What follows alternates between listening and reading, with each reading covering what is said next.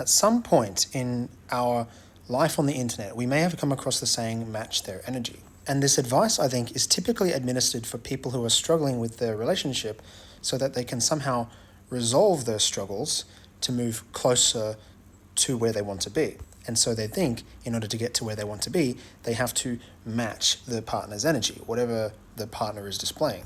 To some extent, this advice may be true, and to another extent, it may also be harmful. And this is why I sometimes bring up something called the anti-mirror.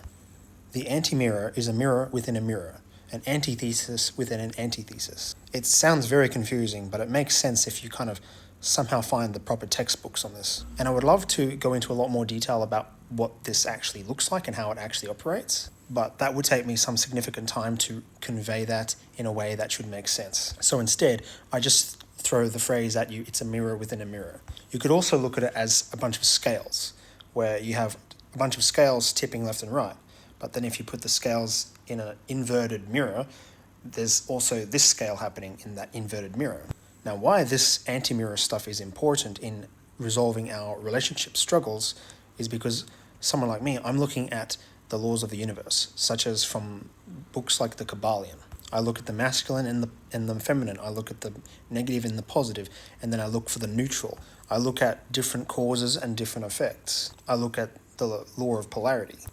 And the reason why I'm bringing all this up is because when it comes to the phrase match their energy, which may or may not be a particularly useful piece of advice, is because it's kind of vague.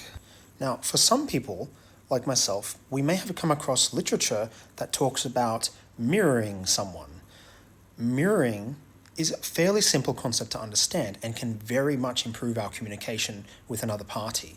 So if someone is, you're just talking, you mirror them, you repeat back to them verbally what they're saying, and this helps you understand what they're saying. It helps them feel like you understand what they're saying. Mirroring is a very powerful base technique. There's actually a book I recommend called Never Split the Difference by Chris Voss, definitely one of my favorite books. That's where I first learned the concept. It's not really worth learning about the concept on TikTok. It's much better reading in a book, because you can use this sort of stuff on criminals. Not that you'd want to negotiate with a criminal, but it's kind of how this FBI investigator was able to negotiate hostages with them, by using the mirror technique.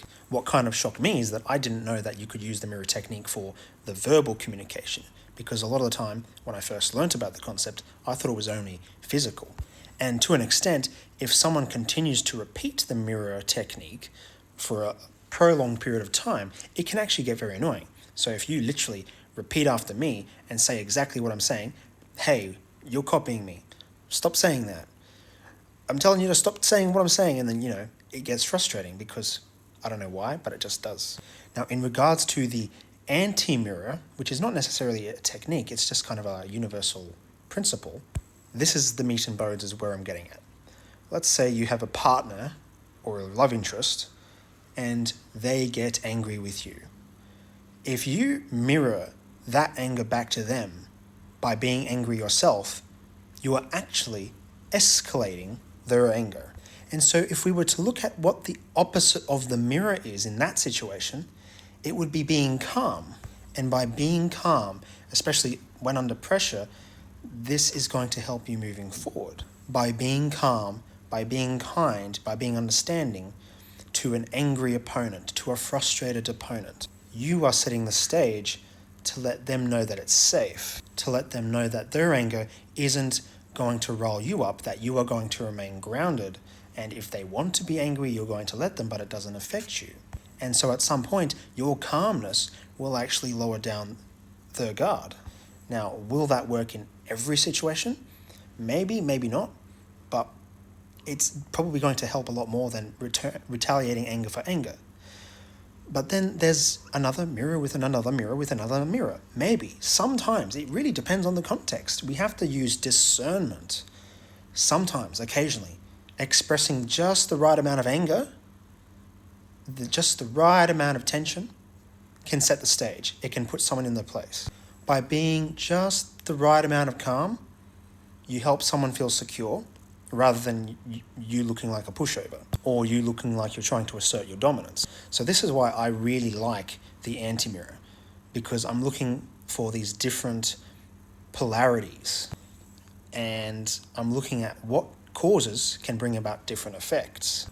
And you're not going to believe this, but I actually paid $5,000 to learn this. And there are people out there now paying up to $10,000, maybe even $15,000 to learn this. And I am on a quest to figure out where the hell did these people learn this stuff? There's not really a lot of people who know that stuff. Probably not a lot of people who teach it. So when I can get the chance to put my own take on this in writing, I'll eventually bring that about. But yeah, that is the idea with the anti-mirror. I hope this helps. Also, as a bonus, I'm going to attach a clip from Dr. Sarah Hansley. She's a attachment style therapist. But what she says here is when it comes to matching someone's energy, I think she brings about a valid point. And that is, if your partner pulls away, the better response is to remain calm. You don't go anywhere. You just stay put, in a sense. You don't return fire with fire, in a sense. You kind of stay grounded. You stay positioned.